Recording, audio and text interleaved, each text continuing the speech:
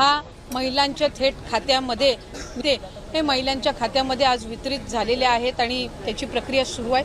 अशाच सरकार ही योजना बंद करेल अशा पद्धतीचा अपप्रचार त्यांनी सुरू केला होता। खरं तर त्या अपप्रचाराला कुठेही बळी पडू नये असं आम्ही सर्व लाडक्या बहिणींना आवाहन करत होतो आणि आज खऱ्या अर्थाने माझी लाडकी बहीण या योजनेसाठी जवळपास 36,000 कोटींची तरतूद ही त्यांनी यंदाच्या वर्षासाठी केलेली आहे आणि निश्चितपणाने ही करत असताना ही योजना कुठेही बंद होणार नाही।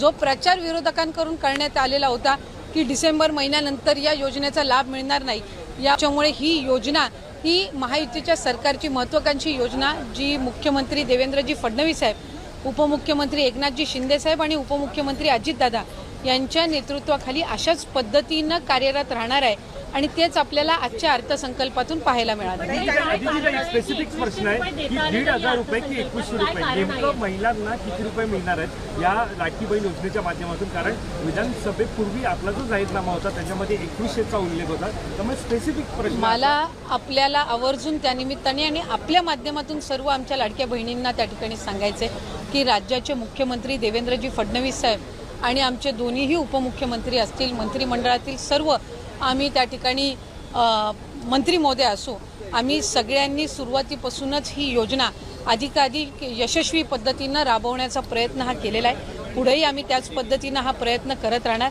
1500चा हप्ता हा महिलांच्या थेट खात्यामध्ये निवडणुकीच्या नंतर सुद्धा जवळपास 3 ते 4 हप्ते हे महिलांच्या खात्यामध्ये आज वितरित झालेले आहेत आणि त्याची प्रक्रिया सुरू आहे। अशाच पद्धतीने ही योजना पुढेही सुरू राहणार आहे। 2100च्या बाबतीतली जी भूमिका आहे ती राज्याचे मुख्यमंत्री देवेंद्र फडणवीस साहेबांनी, अजितदादांनी, शिंदे साहेबांनी सुद्धा वेळोवेळी मांडलेली आहे। एखादी महत्त्वाकांक्षी योजना ज्या वेळेला आपण आणत असतो त्यावेळेला त्याचा योग्य तो निर्णय राज्याचे मुख्यमंत्री आणि महायुतीचं सरकार ज्या वेळेला घेईल त्यावेळेला विभागाच्या वतीने आम्ही ते निश्चितपणाने या ठिकाणी घोषित करू। आज 1500चा लाभ देत असताना सुरुवातीला तर विरोधक म्हणायचे की हे 1500 पण तुम्हाला मिळणार नाहीत, पण त्यानंतर आम्ही ही योजना यशस्वीरित्या राबवली। त्याच्यानंतर म्हणायचे की निवडणुकीच्या नंतर ही योजना बंद होणार, पण आज 2,52,00,000 महिलांपर्यंत आम्ही हा लाभ त्या ठिकाणी पोहोचवत आहोत आणि आज 36,000 कोटींची जी तरतूद अर्थसंकल्पामध्ये करण्यात आलेली आहे जेणेकरून ही योजना अशाच पद्धतीनं पुढे सुरू राहावी।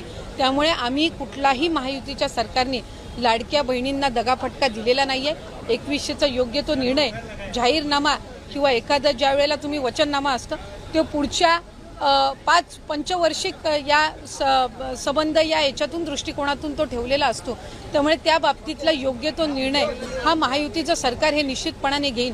पण आपल्या माध्यमातून मला लाडक्या बहिणींना सांगायचं आहे की ही योजना कधीही बंद होणार नाही आणि महायुतीच्या सरकारकडून अशाच पद्धतीनं चालू राहील। या उलट या अर्थसंकल्पामध्ये महिलांना आर्थिकरित्या सक्षम करण्याच्या दृष्टिकोनातून उमेद भवन असतील, अस्मिता भवन असेल, त्याचबरोबर त्यांना सक्षम करण्याच्या दृष्टीतून आर्थिक साक्षरता आणणं असेल, हे सगळे उपक्रम हाती घेण्यासाठी सुद्धा भरीव तरतूद ही या अर्थसंकल्पामध्ये केलेली आहे। त्यामुळे महिलांना अधिकाधिक सक्षम करण्याच्या दृष्टिकोनातून आम्ही काम करत आहोत।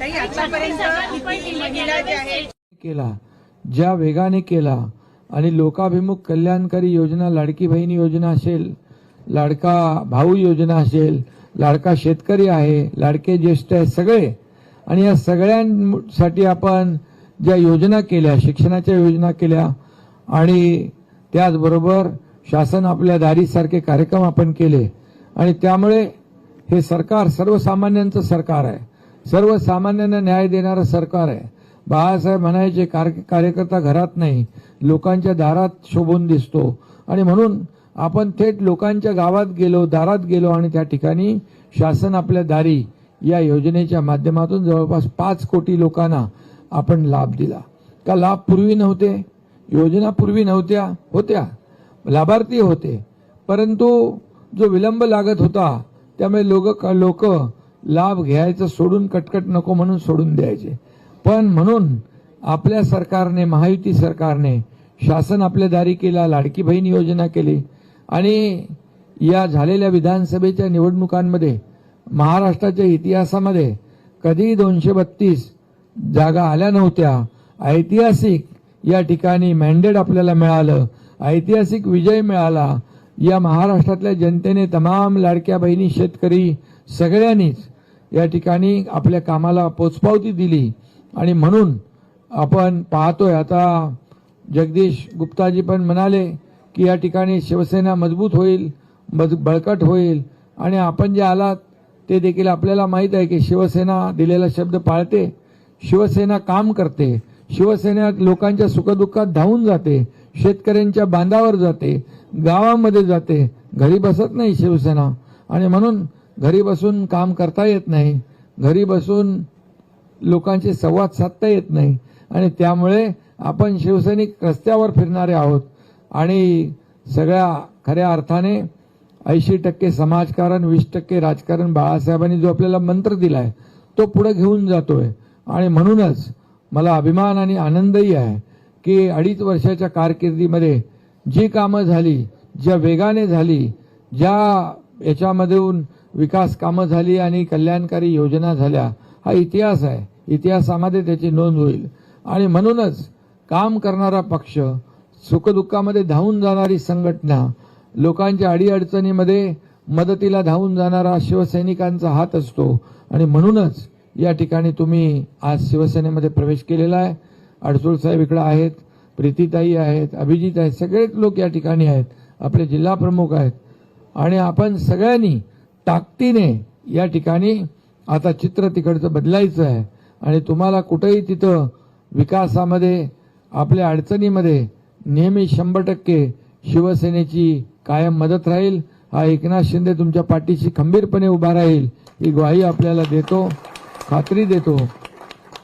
कारण मी मुख्यमंत्री होतो तेव्हाही, आता उपमुख्यमंत्री आहे तेव्हाही मी कार्यकर्ता म्हणूनच काम करत होतो, आजही कार्यकर्ता म्हणून काम करतोय, उद्याही कार्यकर्ता म्हणून काम करणार आणि त्यामुळे कार्यकर्त्याच्या अडचणी सोडवणं हे आपलं काम आहे आणि म्हणून मी आपल्याला एवढंच सांगतो, जो विश्वास तुम्ही दाखवलाय हा विश्वास खऱ्या अर्थाने सार्थ करण्याचं काम आमची सर्व टीम करेल आणि मला याचाही आनंद आहे की असा एकही दिवस जात नाही की या ठिकाणी शिवसेनेमध्ये प्रवेश होत नाही आणि म्हणून आता दररोज शिवसेनेमध्ये लोक येत आहेत आणि ही खऱ्या अर्थाने कामाची पोचपावती आहे आणि खऱ्या अर्थाने आपण ठेवलेला विश्वास आहे आणि म्हणून पुन्हा एकदा जगदीश गुप्ताजी, त्यांचे सर्व सहकारी यांचं मी मनापासून स्वागत करतो, मनापासून आपल्याला धन्यवाद देतो, आपल्याला शुभेच्छा देतो. जय हिंद, जय महाराष्ट्र. साहेब, या ठिकाणी एकता वाहतूक संघटना पालघरचे काही प्रवेश आहेत. अमोल म्हणजे तेव्हा तुमचा अमरावती लोकसभा मतदारसंघ दोन वेळा अडसूळ साहेब देखील खासदार होते, अभिजित आमदार एकदा होता. खरं म्हणजे शिवसेनेचा तो आता बालेकिल्ला म्हणून गेले अनेक वर्ष आपण काम केलं. आता जगदीश गुप्ता आणि त्यांची सगळी टीम आल्यामुळे शिवसेनेची ताकद अजून 10 पट वाढली आहे. 3 आमदारांनी 1 खासदार होते एका टेबलात. 3 आमदारांनी 1 खासदार शिवसेना. 3 आमदार 1 खासदार होते. आता पुन्हा ते पत्र पुन्हा परत ते गतवैभव आपल्याला परत आणायचं आहे.